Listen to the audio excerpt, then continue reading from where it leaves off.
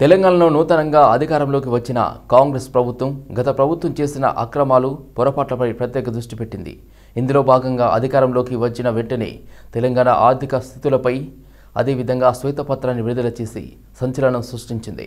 ఈ క్రమంలోనే అసెంబ్లీలో సాగునీటి శాఖపై శ్వేతపత్రాన్ని విడుదల చేయడానికి కాంగ్రెస్ ప్రభుత్వం సిద్ధమైంది. ఇందులో భాగంగా కాంగ్రెస్ ఎమ్మెల్యేలతో ప్రజాభవన్లో సమావేశం నిర్వహించారు. ఈ సమావేశంలో సాగునీటి ప్రాజెక్టులపై తమ పార్టీ ఎమ్మెల్యేలకు అవగాహన కార్యక్రమం నిర్వహించారు. అలాగే అసెంబ్లీలో కాంగ్రెస్ ఎమ్మెల్యేలు అనుసరించాల్సిన వ్యూహంపై కూడా చర్చించారు. ఈ సమావేశంలో సీఎం రేవంత్ రెడ్డి, ఉత్తమ్ కుమార్ రెడ్డి గత ప్రభుత్వంలో జరిగిన అంశాలపై ఎమ్మెల్యేలకు దిశానిర్దేశం చేశారు. కర్ణాటక రాష్ట్రంలో తెలంగాణ రాష్ట్ర కుర్మ సంఘం అధ్యక్షులు ఎమ్మెల్సీ ఎగ్గ మల్లేశం, కార్యనిర్వాహక అధ్యక్షుడు క్యామ మల్లేష్ పర్యటించారు. ఈ సందర్భంగా ఆ రాష్ట్ర ముఖ్యమంత్రి సిద్ధరామయ్యని మర్యాదపూర్వకంగా కలిశారు. ఈ నెల 17వ తేదీన అంతర్జాతీయ గొర్రె కాపరుల ఆత్మీయ సమావేశం జరగనుందని సీఎం సిద్ధరామయ్యకు వివరించారు. అలాగే 18వ తేదీన దొడ్డి కోమరయ్య కుర్మ సంఘం ఆత్మగౌరవ భవనం ప్రారంభోత్సవం జరపనున్నామని తెలిపారు. ఈ సందర్భంగా ముఖ్య అతిథిగా పాల్గొనాలని ముఖ్యమంత్రి సిద్ధరామయ్యని ఆహ్వానించారు. ముఖ్యమంత్రి రేవంత్ రెడ్డిని కలుస్తున్న బీఆర్ఎస్ నేతల సంఖ్య రోజురోజుకు పెరుగుతుంది. మాజీ మంత్రులు, ఎమ్మెల్యేలు, ఎమ్మెల్సీలు, పార్టీ ముఖ్య నేతలు వరుసగా సీఎంతో భేటీ అవుతున్నారు. ఈ క్రమంలో సీఎంను మరో కీలక హైదరాబాద్ మాజీ మేయర్ బొంతు రామ్మోహన్ మర్యాదపూర్వకంగా కలిశారు. గత అసెంబ్లీ ఎన్నికల్లో బొంతు రామ్మోహన్ బీఆర్ఎస్ నుంచి ఉప్పల్ నియోజకవర్గ టికెట్ ఆశించి భంగపడ్డారు. చివరి వరకు ఎదురు చూసిన లాభం లేకుండా పోయింది. అనూహ్యంగా ఆ నియోజకవర్గ టికెట్ను బండారు లక్ష్మారెడ్డికి కేటాయించడంతో బొంతు రామ్మోహన్ లో అసంతృప్తి పెరిగిపోయింది. ప్రస్తుతం మరోసారి బీఆర్ఎస్ నుంచి పార్లమెంటు టికెట్ ఆశిస్తున్నారు. లోక్సభ సీటు కూడా దక్కే ఛాన్స్ లేకపోవడంతో పార్టీ మారాలని ఫిక్స్ అయినట్లు తెలుస్తుంది. ఈ క్రమంలోనే సీఎం రేవంత్ రెడ్డితో భేటీ అయ్యారనే వార్తలు వినిపిస్తున్నాయి. ప్రభుత్వం ఏర్పడి 2 నెలలు మాత్రమే అయిందని మంత్రి పొన్నం ప్రభాకర్ అన్నారు. ఇంకా పసికోన లాంటి ప్రభుత్వమేనని బీఆర్ఎస్ డ్రామా కంపెనీ అప్పుడే అరుపులు పెడబొబ్బులు మొదలుపెట్టిందని ఆయన మండిపడ్డారు. ప్రజాపాలన చూసి ఓర్వలేకపోతున్నారని మంత్రి పొన్నం ప్రభాకర్ బీఆర్ఎస్ పార్టీపై విమర్శనాస్త్రాలు ఎక్కుపెట్టారు. రంగారెడ్డి జిల్లా షాద్నగర్ నియోజకవర్గం కొత్తూరు మండలం పెంజర్ల గ్రామంలో పాలమూరు న్యాయయాత్ర చేపట్టారు. సిడబ్ల్యూసీ సభ్యుడు చల్లా వంశచంద్రెడ్డి ఆధ్వర్యంలో జరిగిన కార్యక్రమానికి మంత్రి పొన్నం హాజరయ్యారు. ఆటో కార్మికులను రెచ్చగొట్టి రాజకీయంగా వాడుకుని ప్రభుత్వాన్ని అబాసుపాలు చేసే ప్రయత్నం చేస్తున్నారని విమర్శించారు. కాంగ్రెస్ ప్రభుత్వం ఏర్పడ్డాక గత ప్రభుత్వంలో కేసీఆర్ 8 లక్షల కోట్ల అప్పులు బకాయి పెట్టిపోయారని విమర్శించారు. పనులు చేసి దర్శి కొనుక్కరాలని ప్రభుత్వం ఆదేశిస్తే దర్శి కొనుకొచ్చి బిల్లు చెల్లించక ఉండి టేబుల్ కొనుక్కరామంటే టేబుల్ కొనుకొచ్చి బిల్లు చెల్లించకుండా ఉన్నటువంటి అటువంటి పనుల విలువ 50,000 కోట్లు బడ్జెట్ ప్రిపరేషన్ సందర్భంగా చూస్తే ఇక మొనగాళ్ళు ఏ పని ఉంటే పని మున్సిపాలిటీ శాఖకి ఎందుకు ఇచ్చారమన్నా ప్రొసీడింగ్స్ పాత గవర్నమెంట్ 200 కోట్ల ప్రొసీడింగ్స్ ఇచ్చారు. ప్రొసీడింగ్ శాంక్షన్స్ ఈ రాష్ట్రంలో టీఆర్ఎస్ ప్రభుత్వంలో ఎన్నికలకు ముందు ఇచ్చినటువంటి నిధులు విడుదలకు ప్రొసీడింగ్స్ టెండర్ కాలే, పని ప్రారంభం కాలే. అటువంటి పనులు 1,90,000 కోట్ల 5 ఏళ్ళు మేము గుజరాత్లో పని కాదు. ఏం చేస్తుడు? అందరూ అనుకుంటున్నారు శంకరరావు 200 కోట్లు అంటే ఇక్కడ తెచ్చుడు. మా మున్సిపాలిటీలో కూడా మా కరీంనగర్ జిల్లా మొత్తం పెట్టుకుంటే 500 కోట్ల కంటే ఎక్కువనే. ఇట్లా అట్లా ప్రతి రకంగా ఇన్ని పనులు చేసి అలా మళ్ళీ ఎదురుదాడి చేస్తా ఉన్నారు. ఎదురుదాడి చేస్తా ఉంటుంటే ప్రజలు అర్థం చేసుకున్నారు. అరే వీళ్ళు 2 నెలల పసిక్కున్నది కానీ వీళ్ళ మీద ఇటువంటి దాడి జరుగుతూ ఉందని ప్రజలు అర్థం చేసుకోవాల్సిన అవసరం ఉంది. అందుకే ఇలా ఇటువంటి విపత్కర పరిస్థితుల్లో వేడి నీళ్లకు సన్నీళ్లుగా కుకట్పల్లి ప్రగతి నగర్ రోడ్లో నూతనంగా ఏర్పాటు చేసిన ప్రసాద్ మల్టీ స్పెషాలిటీ ఆసుపత్రిని తెలంగాణ రాష్ట్ర వైద్య ఆరోగ్య శాఖ మంత్రి దామోదర రాజనరసింహ ముఖ్య అతిథిగా విచ్చేసి ప్రారంభించారు. అన్ని హంగులతో ప్రభుత్వ పథకాలు అమలు చేస్తూ 150 పడకల ఆసుపత్రిని ప్రసాద్ ఆసుపత్రి యాజమాన్యం ఏర్పాటు చేసిందని ఆయన అన్నారు. ప్రస్తుతం నాచారం తదితర ప్రాంతాల్లో కూడా వారి సేవలు అందుతున్నాయని మంత్రి తెలిపారు. ప్రభుత్వం ప్రజలకు మంచి చేసే ఏ కార్యక్రమానికైనా అండగా ఉంటుందన్నారు. గత ప్రభుత్వం నగరం చుట్టుపక్కల 4 మల్టీ స్పెషాలిటీ ఆసుపత్రుల నిర్మాణం చేయబోతున్నట్లు ప్రకటించింది. అయితే నిబంధనలకు విరుద్ధంగా ఆ ప్రణాళికలు ఉండటంతో వాటిని మార్చి నిబంధనలకు అనుగుణంగా ఆసుపత్రులను నిర్మాణం చేపడతామన్నారు. తెలంగాణ చరిత్రను మరుగున పడేసేలా రాష్ట్ర చిహ్నంలో మార్పులకు సీఎం రేవంత్ రెడ్డి శ్రీకారం చుడుతున్నారని, తక్షణం చిహ్నం మార్పు నిర్ణయాన్ని వెనక్కి తీసుకోవాలని మాజీ ఎంపీ వినోద్ కుమార్ డిమాండ్ చేశారు. కాకతీయులు, నైజాం ప్రభుత్వాల సేవలకు చిహ్నంగా కాకతీయ కళాతోరణం చార్మినార్ను కేసీఆర్ రాష్ట్ర చిహ్నంలో పొందుపరిచారని గుర్తు చేశారు. కాకతీయుల తోరణము, చార్మినార్ ఇవి రెండు కూడా చరిత్రకు సంబంధించినటువంటి కట్టడాలు. కాకతీయుల వంశము దక్షిణ భారతదేశాన్ని అంతా కూడా పరిపాలించారు. గొలుసు కట్టు చెరువులు ప్రతి గ్రామంలో 2-3 కుంటలు, ఒక పెద్ద చెరువు కాకతీయులు కట్టినటువంటి నిర్మాణాలు. అగ్రవర్ణాలు కాదు, వాళ్ళు వెనకబడ్డ తరగతుల నుండి వచ్చినటువంటి ఒక సామాజిక వర్గం అని చరిత్రకారులు చెప్తున్నారు. చార్మినార్ అంటే హైదరాబాద్, హైదరాబాద్ అంటే చార్మినార్ అనే చరిత్రలో మరిపించడానికి చేసే కుట్రలో నీకు బహుశా ఆ సలహా ఇచ్చి ఉండి ఉంటారు. కాబట్టి ప్లీజ్ రిజెక్ట్ ఇట్. మన నేషనల్ ఫ్లాగ్ 3 రంగుల జెండాలో ఉన్నది కూడా అశోక చక్రం. సో ఇవన్నీ తీసుకుంటాం. ఇప్పుడున్న ముఖ్యమంత్రి రేవంత్ రెడ్డి ఒక క్రిమినల్ అని, ఓటుకు నోటు కేసులో దొరికిపోయిన ఒక దొంగ అని మాజీ ఎమ్మెల్యే బాల్క సుమన్ కామెంట్ చేశారు. సుప్రీంకోర్టు ఆయనకు ఆ కేసులో నోటీసులు కూడా ఇచ్చిందని మండిపడ్డారు. అయినా ఒక క్రిమినల్ అయినప్పుడు ఆయన నుంచి ఇంతకంటే గొప్పగా ఏమి ఆశిస్తామని తెలిపారు. ఇందిరమ్మ రాజ్యం, ప్రజాపాలన అంటే నిర్బంధం, నయవంచన అన్నట్టుగా తయారైందని విమర్శించారు. నేను కూడా ప్రజలను ఆలోచించమని కోరుతా ఉన్నా. కేవలం బీఆర్ఎస్ పార్టీ నాయకులు, కార్యకర్తలు, మా సోషల్ మీడియా పిల్లల మీద కేసులు అయితే ఉన్నాయి. మరి ఇష్టం వచ్చినట్టుగా తిడుతున్నటువంటి ముఖ్యమంత్రి మీద, మంత్రుల మీద, కాంగ్రెస్ పార్టీ నాయకులు, కార్యకర్తల మీద రాష్ట్ర వ్యాప్తంగా మేము ఎన్ని పిటిషన్లు ఇచ్చినా ఒక్క కేసు కూడా అయితే లేదంటే మరింత నిర్బంధం ఇవాళ ఈ రాష్ట్రంలో అమలవుతూ ఉందో ఆలోచించమని కోరుతా ఉన్నా. నేను ఒకటే మాట చెప్తా ఉన్నా, ఇవాళ రాష్ట్ర ముఖ్యమంత్రి ఉన్నటువంటి వ్యక్తే స్వయంగా ఓటుకు నోటు కేసులో అడ్డంగా నోట్ల కట్టలతో పెట్టినటువంటి ఒక దొంగ, ఆయననే ఒక క్రిమినల్, ఆయననే ఇవాళ కేసులు ఎదుర్కొంటున్నటువంటి వ్యక్తి. నిన్న సుప్రీంకోర్టు నోటీసులు కూడా ఇచ్చింది ఓటుకు నోటు కేసులో. కాబట్టి అటువంటి వ్యక్తి నుండి ఇటువంటివి తప్ప ఇంకేవి రాష్ట్రానికి మంచి జరిగేటటువంటి పనులు కూడా పెద్దగా ఆశించే పరిస్థితి లేదు. సో ఎన్ని నిర్బంధాలు ప్రయోగించినా, ఎన్ని కేసులు పెట్టినా వేటికి భయపడేది లేదు. ఎందుకంటే ఇవాళ మేము బతికే ఉన్నాం, మా నాయకుడు కూడా బతికే ఉన్నాడు. మా కళ్ళ ముందర తెలంగాణ తెచ్చినటువంటి నాయకుడిని పట్టుకొని, తెలంగాణ కోసం అహర్నిశలు తప్పించిన నాయకుడిని పట్టుకొని, తెలంగాణ నువ్వు గొప్పగా అభివృద్ధి చేసిన నాయకుడిని పట్టుకొని ఇష్టం వచ్చినట్టుగా మాట్లాడితే డెఫినెట్గా చూస్తూ ఊరుకోవడానికి మేము, తెలంగాణ ప్రజలు ఎవరు కూడా సిద్ధంగా లేరు. అదే కాకుండా వల్ల నా మీద ఇష్టం వచ్చినట్టుగా, మా నాయకుల మీద ఇష్టం వచ్చినట్టుగా మాట్లాడినటువంటి వాళ్ళ మీద కూడా రాష్ట్ర వ్యాప్తంగా వివిధంగా పోలీస్ స్టేషన్లలో మేము పిటిషన్లు ఇచ్చినాం, చెన్నూరు నియోజకవర్గంలో ఇచ్చినాం. ఎక్కడ కూడా ఒక కేసు నమోదు చేయకపోవడం ప్రభుత్వ మొండి వైఖరి, ప్రభుత్వ కక్ష సాధింపు వైఖరికి ఇది నిదర్శనంగా నేను భావిస్తూ, తెలంగాణ ప్రజలారా గమనించండి, ఆలోచించండి. ఇందిరమ్మ రాజ్యంలో పటాన్ చెరువులో నిత్యం ప్రజల సమస్యలపై కృషి చేసే ఎమ్మెల్యే గూడెం మహిపాల్ రెడ్డి తన సేవకు బ్రేక్ ఇచ్చారు. కుటుంబ సభ్యులతో కలిసి గూడెం మహిపాల్ రెడ్డి యూకే పర్యటన చేస్తున్నారు. ఇందులో భాగంగానే యూకేలో ప్రఖ్యాత మెటేరియన్ మెరెల్ university of agriculture and science కళాశాలను ఆయన సందర్శించారు.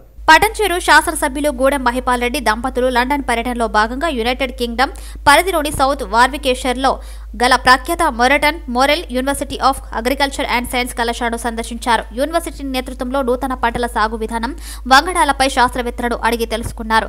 ప్రపంచ ప్రఖ్యాత Madame Tussauds museum, national మ్యూజియంలను గూడెం మహిపాల్ రెడ్డి సందర్శించారు. తెలంగాణ రాష్ట్ర అధ్యక్షుడు కేంద్ర మంత్రి కిషన్ రెడ్డి సనత్ నగర్ అసెంబ్లీ నియోజకవర్గంలో పర్యటించారు. ఈ సందర్భంగా పలు అభివృద్ధి కార్యక్రమాలకు శ్రీకారం చుట్టారు. తెలంగాణలో ఎడ్యుకేషన్ బడ్జెట్ తగ్గుముఖం పడుతున్నదని కిషన్ రెడ్డి అన్నారు. కనీస వసతులు లేక విద్యార్థులు ఇబ్బంది పడుతున్నారని తెలిపారు. హాస్టళ్లలో కలుషిత నీరు తాగడం, ఆహారం తినడం వల్ల ప్రతిరోజు ఎక్కడో ఓ చోట విద్యార్థులు అస్వస్థకు గురవుతూనే ఉన్నారన్నారు. విద్యార్థులు ఆత్మహత్యలు చేసుకుంటున్న పరిస్థితి నెలకొన్నదని, కాంగ్రెస్ సర్కారు కేటాయించిన బడ్జెట్లో విద్యకు నిధులు తగ్గాయన్నారు. కేటాయించిన కొద్దిపాటి నిధులతో బడుల్లో కనీస వసతులు కల్పించడం వీలు కాదు అని తెలిపారు. తెలంగాణ రాష్ట్రంలో ప్రభుత్వ పాఠశాలలకు సంబంధించి మౌలిక వసతులు మెరుగుపరచడం కోసం కేంద్ర ప్రభుత్వము నిధులు ఇచ్చినప్పటికీ కూడా గతంలో అధికారంలో ఉన్నటువంటి కేసీఆర్ ప్రభుత్వం పూర్తిగా ఆ నిధులను దారిమళ్లించడం జరిగింది. ఈరోజు కనీసం టాయిలెట్లు కూడా లేనటువంటి పరిస్థితి, మంచినీటి వసతి లేనటువంటి పరిస్థితి ఈరోజు ప్రభుత్వ పాఠశాలలో ఉంది. ఓ దిక్కు ప్రభుత్వ పాఠశాలలో మెరుగైనటువంటి ఫలితాలు రావాలి, విద్యార్థుల సంఖ్య పెరగాలి, అటెండెన్స్ బాగా ఉండాలి.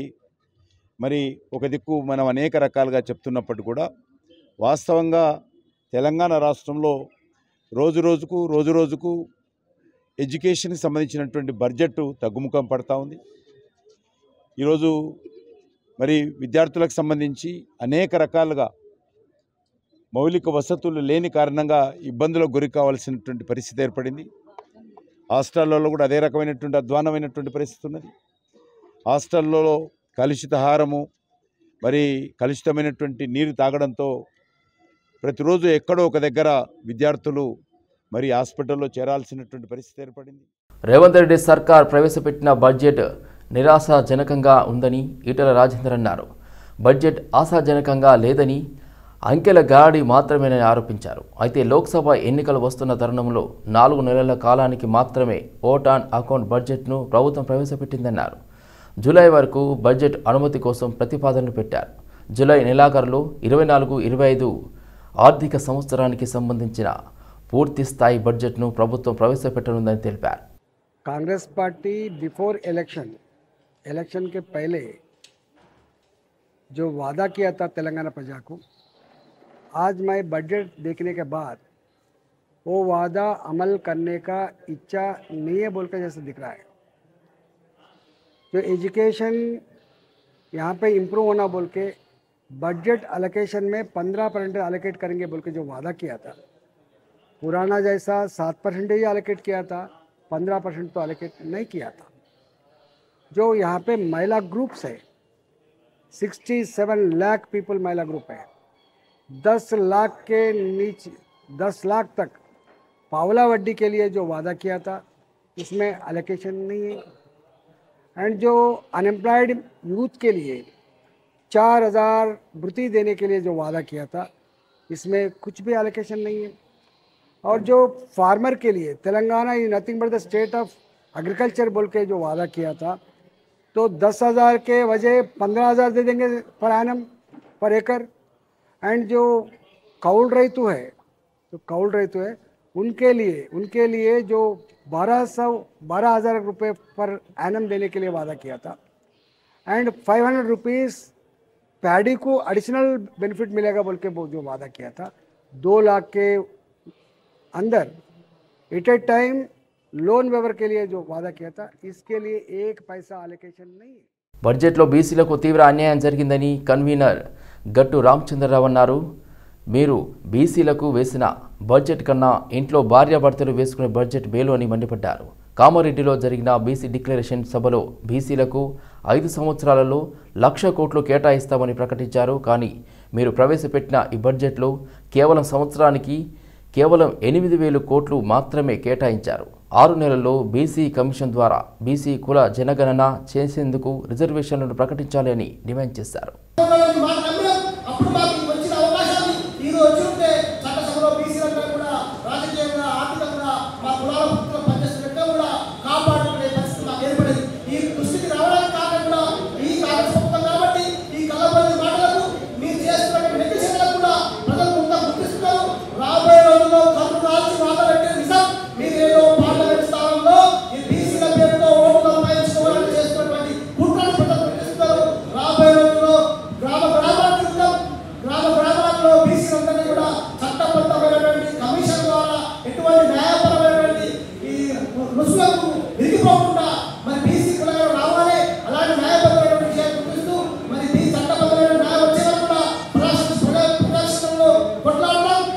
అంటే మొత్తంగా చూస్తే 2,75,000 కోట్ల రూపాయలలో 3.4% మాత్రమే మాకు అలాట్ చేసి 50% ఏబో ఉన్న మాకు 3.4% అలాట్ చేశారు.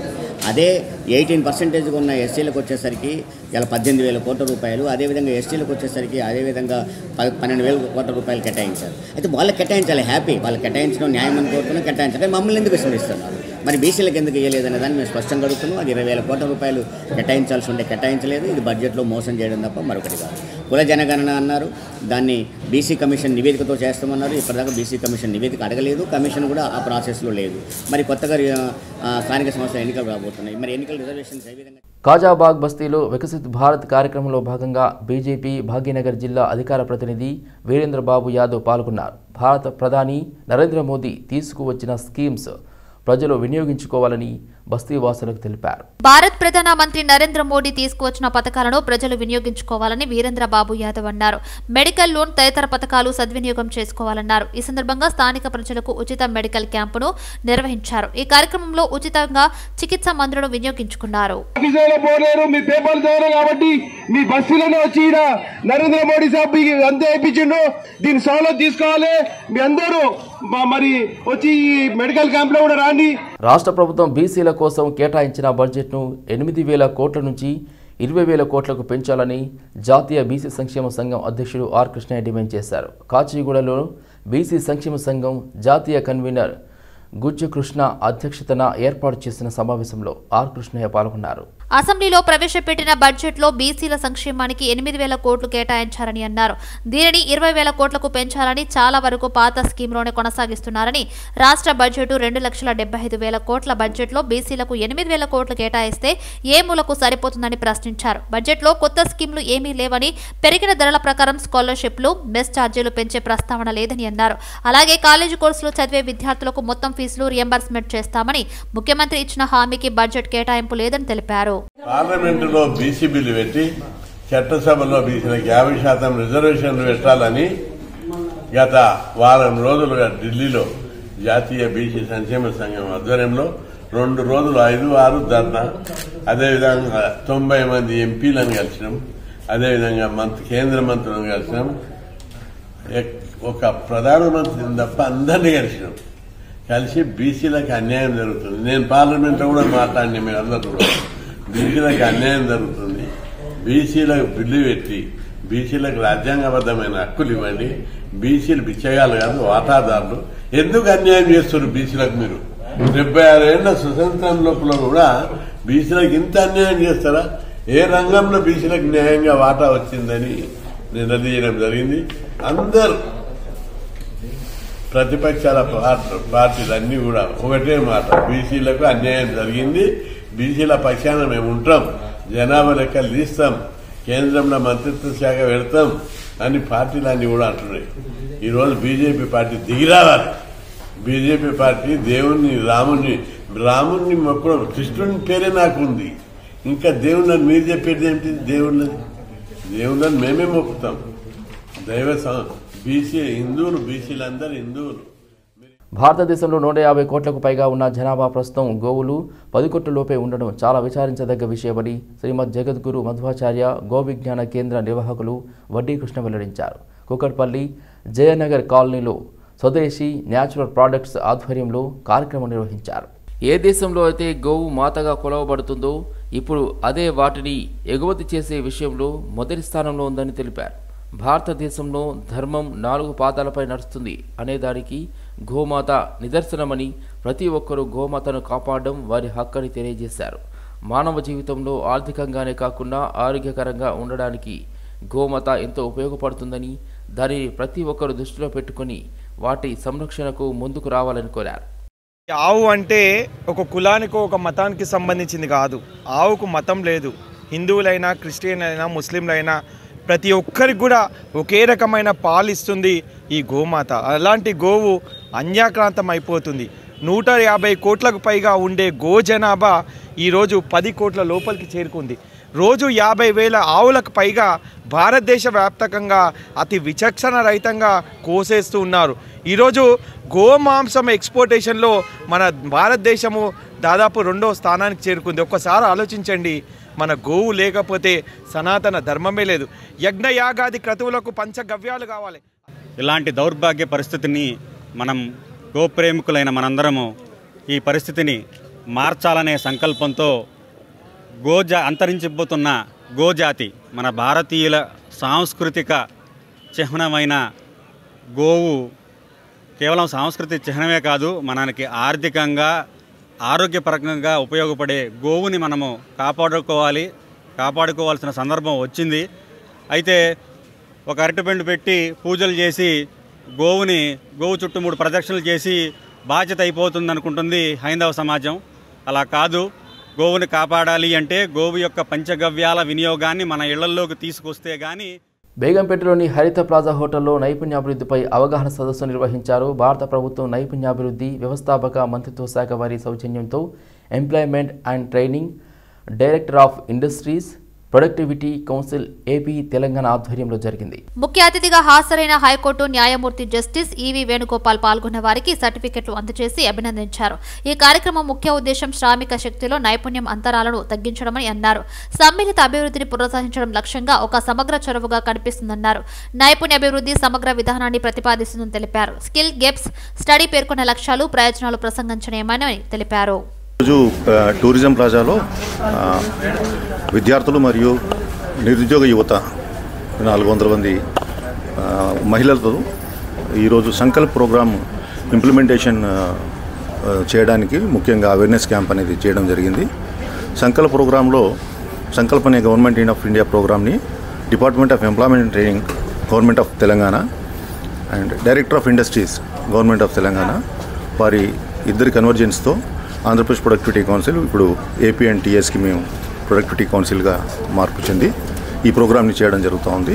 ఇందులో ముఖ్య ఉద్దేశం ఏంటంటే గత సంవత్సర కాలం నుండి ఇక్కడ తెలంగాణలో ఉన్న ఉద్యోగ ఉపాధి అవకాశాలపైన స్కిల్ గ్యాప్ అనాలిసిస్ అని ఒక స్కిల్ గ్యాప్ రిపోర్ట్ తయారు చేయడం జరిగింది.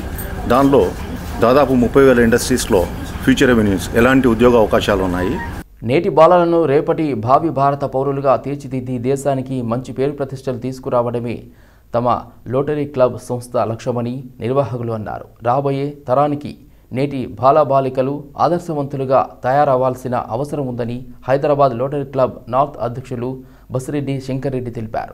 Hyderabad rotary club north zone ఆధ్వర్యంలో ప్రభుత్వ పాఠశాల విద్యార్థులకు సైకిళ్లు, ల్యాప్టాప్లను పంపిణీ చేశారు. ఈ మేరకు అమీర్పేట్లోని దరంకా రోడ్లో ఉన్న ప్రైవేట్ పాఠశాల, జాపాల గ్రామం, మంచాల మండలం, రంగారెడ్డి జిల్లాకు చెందిన ప్రభుత్వ పాఠశాలలో విద్యార్థులకు సైకిల్ పంపిణీ చేశారు. తమ సంస్థ ఆధ్వర్యంలో పేద విద్యార్థులకు తీర్చిదిద్దడమే తమ సంస్థ లక్ష్యమన్నారు. ప్రభుత్వ బాలబాలికల కొరకు తమ సంస్థ ఎల్లప్పుడూ ముందుంటుందని, చదువు విషయంతో పాటు వారి అభివృద్ధికి పాటుపడుతున్నట్లు తెలిపారు. సికింద్రాబాద్ బోయినపల్లిలో అన్నను హత్య చేసేందుకు తమ్ముడు యత్నించారు. భూ వివాదం నేపథ్యంలో తీవ్ర వాగ్వాదంతో అన్నపై పెట్రోల్ పోసి తమ్ముడు నిప్పంటించాడు. ఈ ఘటనలో అన్నకు తీవ్ర గాయాలవ్వడంతో గాంధీ ఆసుపత్రికి తరలించారు. ఆయన పరిస్థితి విషమంగా ఉందని వైద్యులు తెలిపారు.